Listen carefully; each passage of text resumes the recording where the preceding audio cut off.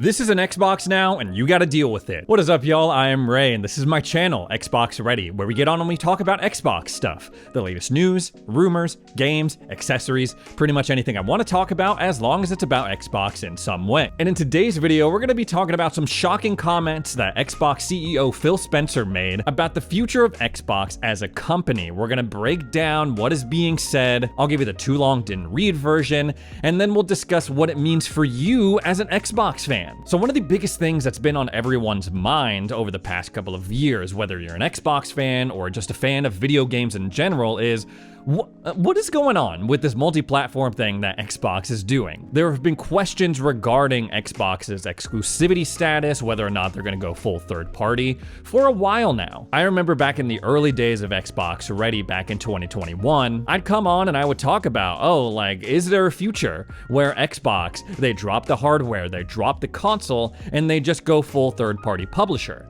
People didn't like that at the time, so I was like, okay, I'll stop talking about that as much. Fast forward a couple of years later, that's not such a crazy possibility anymore. And it's a shame because Xbox is doing a lot of cool stuff. They're making cool games, they have really cool features like Xbox Play Anywhere. But even if they have a killer showcase like they did last year, or people are really excited about Developer Direct, the elephant in the room has remained. Are these games that they're showing off, are they gonna be exclusive to Xbox, or are they going to other platforms like the PlayStation or Nintendo Switch? And they I don't know what it is, but they like to continue playing coy with us, like, oh, we don't really know. We don't really know what games are gonna be ported over. We're looking at it as a case-by-case basis, yet they're preparing more and more Xbox titles to ship over to other platforms. It makes no sense. And as dumb as it sounds, it has caused a lot of anxiety and confusion amongst the fandom and just the video game industry. What is Xbox doing? Please just give us an answer. If you're thinking about going full multi-platform, tell us. If not, then just come out and say it. And in fact, recently Phil Spencer had the opportunity, multiple opportunities actually, to do just that. So what's the verdict? Did he come out and say, yep, everything's multi-platform, we're going multi-platform, baby? Or did he say, no, we're gonna do exclusives? Or did he say something in between, like we're gonna do exclusives and multi-plat stuff? It seems for now, if we're just taking Phil Spencer at his word, that it's a little bit more like that last thing I said. There's still gonna be multi-plat stuff, as well as some exclusives. But the way that he kept wording it makes me believe that the era of true Xbox exclusives is over. Let's talk first about the interview that he did with Destin. Now, if you don't know who I'm talking about, Destin used to work for IGN. He would appear on IGN Unlocked. Recently, he decided, no, I'm not gonna work for IGN anymore. I'm gonna do my own thing. I'm gonna be independent. And one of his first big things since he has been independent is an interview with Phil Spencer. I'm subscribed to his Patreon, so I got to see the quote unquote full version, but there is a version available on his YouTube channel that's just named Destin. I thought this was interesting because the way that Destin pitched his Patreon was that because he was independent, he was gonna have more freedom to do these interviews in a way that he wanted to do them. Ask tougher questions that bigger publications may shy away from. And honestly, I think that vision played out pretty well in this interview with Phil. Like, he was asking some good, straightforward questions. He wasn't necessarily getting a lot in return, though. And this is not a knock on Phil. He's a cool dude. He's very nice to me every time I see him. But with every question, he was kind of saying the same thing. Specifically, he was saying that Xbox is all about putting games where the players are going to be. He said that, or some sort of variation of it, at least 10 times during this 30-minute interview. So I want Xbox as a platform to be world-class at connecting players and creators wherever those players might be. We are finding that our games shipping on multiple platforms is a good thing for Xbox. It makes Xbox stronger. We want our games to be in places that people play. After a couple of fluff questions about, what was your favorite game in 2024, blah, blah, blah, blah, blah, the conversation moved towards, okay, like, what about Xbox as a future? What's up with this multi-platform stuff? And right off the bat, he's talking about, the biggest games, the most impactful games in this industry right now, they're multi-platform. They're not exclusive games. I'm not sure if I like that, because when I think about the biggest, most AAA games that are multi-platform, I often associate those with like live service games, Apex Legends, Fortnite, Destiny. I don't think the industry needs more of those games. I am tired of people chasing those games. But then he followed it up with like, oh, you know, we really like Xbox Play Anywhere. We want to continue to support it. You buy one version of our game, you have access to like multiple versions of it. That's all well and good. I like that. When asked specifically about, is there going to be Xbox exclusives anymore? Again, he reiterated, yes, we want to put games where the players are, where the players are, where the players are. He thinks that having games on multiple platforms is a good thing. He specifically mentioned PlayStation and the Nintendo Switch because, again, Xbox wants their games, and you're gonna sense a theme here when I'm talking about this interview.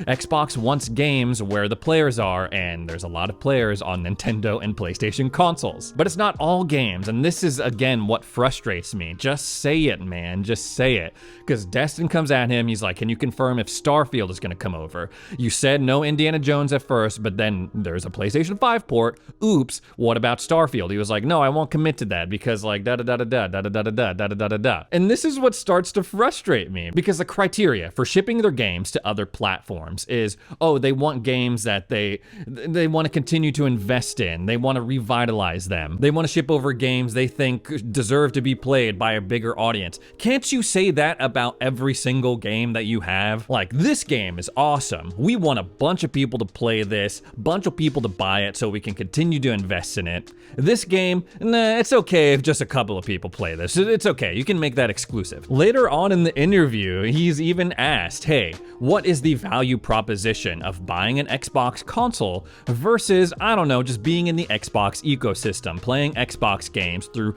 Steam or through the Xbox PC app, a Nintendo Switch, a PlayStation? What is the primary motivator for someone to buy an Xbox console when they can access your games elsewhere? And he starts off the answer with, well, you're going to be able to play games in multiple places. I'm like, well, that's kind of not the question here. But he shifts it back to, I think, a pretty interesting place. You've probably already seen headlines for this before. But he goes on to say, he acknowledges that games, they're not the differentiator anymore for Xbox because, well, their games are on multiple platforms. So he wants hardware to be the differentiating factor if people choose to buy an Xbox console. What that means, he's kind of being vague about it. But again, if we were to take Phil Spencer at his word, what he's saying in this interview, he's possibly teasing some pretty big innovations when it comes to the hardware that they're working on for next generation, whether it's the handheld or the successor to the Series X that's supposed to represent the biggest technological leap in generation history. He also believes that Xbox is evolving, not losing its identity like some people might argue, which it's true. Xbox is going through a lot of changes. A lot of it is cool, but some of it I'm like, I'm not so much about it. But the one thing that we can all agree on is that Xbox is changing, it's evolving. Maybe it's changing into something that you don't like, but it doesn't really matter. The Xbox that we knew back in 2009, that's not them anymore. He specifically mentions keeping games off of other platforms. That is not a path for them anymore. That's not the path that they want to walk. I am inclined to believe it's the path they wanted to walk at one point, considering that they killed the PlayStation version of Starfield, if the rumors are to be believed, but that is not the path for them anymore. He also had some interesting things to say about the Series S. Obviously, that console behind me, it's been getting a lot of flack. Developers are coming out saying, man, it's terrible optimizing for this thing. One of my developers was driven to tears trying to optimize for this poopy console. And while I do believe that the Series S maybe throws a wrench into some studios' process, sure, I don't think it's as world-ending or game-changing as people are making it out to be. Phil Spencer seems to agree. That's probably not a shocker to anyone. And he takes it a little step further. He says, optimizing games for the Series S, that's helped us because, newsflash, we're working on a handheld, which typically not as powerful as a PlayStation 5 or a Series X if you look at the Steam Deck, the ROG Ally, the Legion Go, whatever. And all of our experience optimizing games for the Series S, that's going to be invaluable whenever we start launching games for the Xbox handheld, which is very much a real thing at this point because they have prototypes of it already. They're already testing it out. He had some other interesting things to say in this interview about the use of AI in the next-gen Xbox. AI, obviously a hot-button topic in today's society. He was pretty vague about it, but he's like, yeah, we want to use AI to help the developers make their lives easier when it comes to getting the most out of their games and like making sure we give the best experience on our platform. He mentioned that UI from a player standpoint is mostly used for safety and guidelines protocol, and that's all well and good. Like, we're not going to be seeing AI on our games anytime soon. There have been a lot of problems with people violating the terms of service or the conduct rules on Xbox Live. And I am inclined to believe that a lot of that is because AI is flagging stupid stuff. He also seemed very optimistic about PC and cloud gaming growth, saying that Indiana Jones at one point was the top game streamed over the cloud for Xbox, and that PC Game Pass is growing pretty well. Now, if we're just looking at this interview, I feel like anyone can piece together, yeah, it's feeling like Xbox is going multi-platform. Then we look at another interview that he did recently with Gamertag Radio with Danny Pena and Paris Lilly for the 20th anniversary. Big shout out to them. He's pretty much saying the same thing. One of the big headlines from the Gamertag Radio interview involves the Nintendo Switch 2, where he said that he's really looking forward to supporting Nintendo with the company's Xbox games. Now, if you're looking at it from like the doomsday perspective, oh no, Xbox is putting their games on Nintendo consoles, this is probably the final nail in the coffin for you. Up until this point, we had been hearing rumors like from Nate the Hate,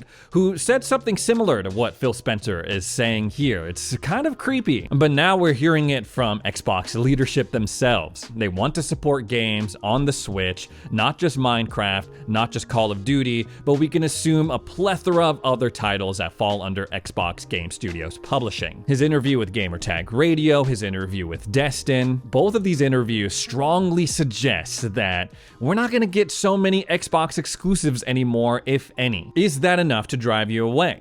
What is the pitch now to be an Xbox fan? On one end, you may not like this whole thing that they're doing. Oh no, they're giving games away to their rivals. Boo, we hate PlayStation. We hate Nintendo. But I think the one thing we can all agree on is that the old way that Xbox is trying to do stuff, the traditional console race, it wasn't working. So they have to switch it up. Jury's still out on whether or not it's gonna work, but it's clear that this multi-platform strategy is pretty much the only path left available to them. They can't make games exclusives anymore, or else they're gonna get the crap suit out of them after all that Activision Blizzard craziness. And if you can't go that route, why not go full kilter? Why not just go the opposite direction? The pitch to remain an Xbox fan is exactly what Phil is telling us. Are you someone that likes to game on your couch, on your TV, then say, you know what, I'm going on a trip, let me pick up my handheld and play games on that?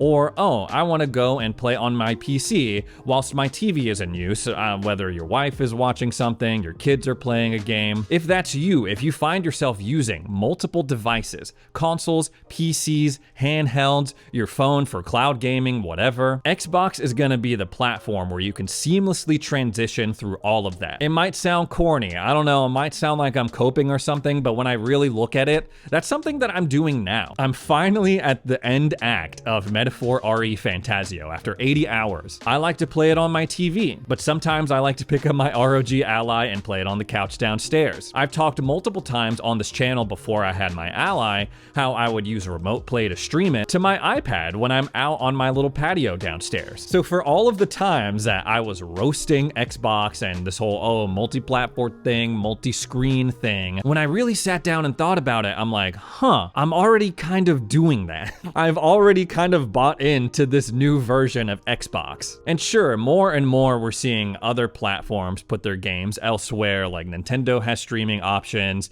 so does PlayStation. PlayStation's putting their games on PC nowadays, sure, but they're not doing it in the same way that Xbox is. Especially with Xbox Play Anywhere, like if I wanted to play Spider-Man on my PlayStation and also on my PC, I'd have to buy 2 copies of the game. Compare that to Xbox, you buy the 1 copy and you're good across all platforms. And it's only gonna get stronger, more cohesive as they continue making these strides in cloud gaming, especially. Even right now, there are certain games where if you buy one option, or if you buy it, you pay for it once, you own 3 different versions of it. You own the cloud version through the Games That You Own program that they just started. You own the PC version and you own the console version. I'm not saying it's perfect. I'm not saying that it's a lock that it's gonna work out. I'm just saying that's what Xbox is at this point. And if that doesn't sound appealing to you, that's fine. But if it does and you stick around, that's cool too. As much as I like to complain about Xbox and criticize them, I still think they got some exciting stuff left in the tank. This whole video, we didn't even get into their 2025 games lineup, which is already looking pretty strong after Developer Direct. And on top of that, we know there's gonna be more games, more day one additions to Game Pass Ultimate, and more ways to play. Anyways, guys, that's all the Xbox stuff I have to talk about today. Thanks so much for joining me for another edition of Xbox Ready. If you made it this far into the video, consider subscribing. Help me get to 200,000 subs. Thanks again for watching, and we'll see you in the next video.